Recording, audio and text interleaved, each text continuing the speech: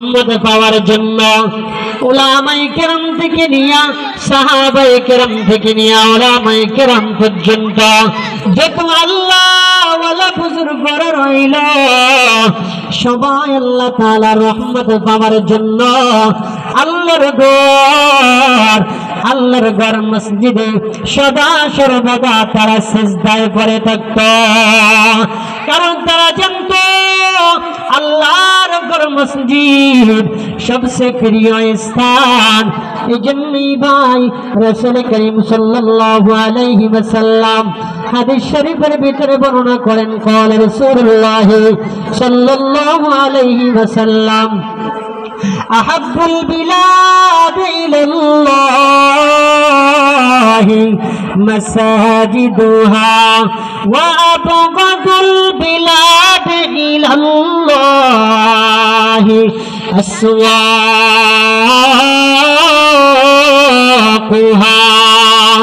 আল্লাহ রাব্বুল আলামিনের নিকটে সবচেয়ে প্রিয় জায়গা হলো মসজিদ, আর সবচেয়ে অপ্রিয় জায়গা হলো বাজার।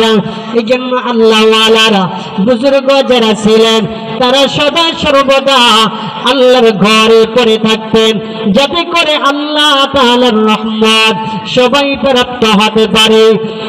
এই জন্য আল্লাহ ওয়ালাগণ বেশি বেশি করে নামাজ আদায় করেছেন, আর নামাজের ভিতরে লম্বা লম্বা কেরাতে নামাজ আদায় করেছেন।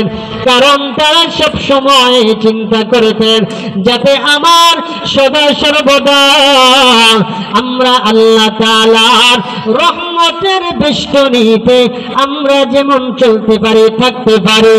এই জন্য আল্লাহ ওয়ালারা নামাজ আদায় করার জন্য আল্লাহর ঘর মসজিদে সদা সর্বদা মালিকের কাছে সিজদা দিয়ে মালিকের কুদরতি পায় সিজদা দিয়ে তারা সব সময় পড়ে থাকতেন।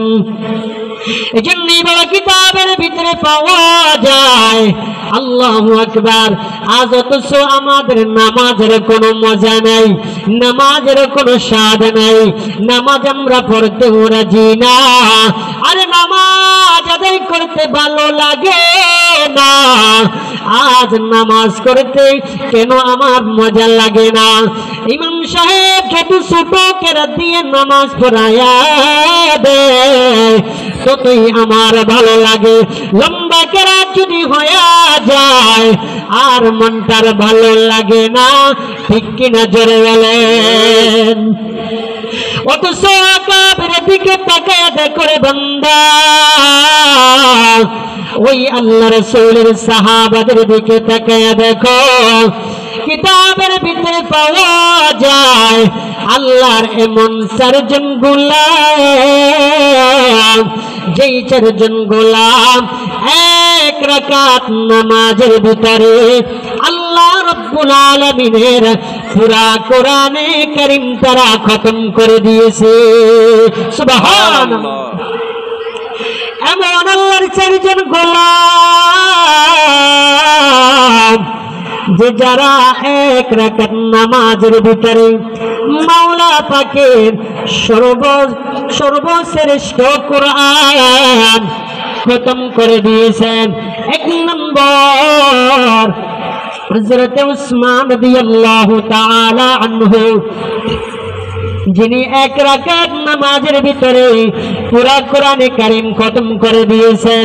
দুই নম্বর সাঈদ ইবনে জুবাইর রাদিয়াল্লাহু তাআলা আনহু, যিনি এক রাকাত নামাজের ভিতরে পুরা কোরআনে কারীম খতম করে দিয়েছেন।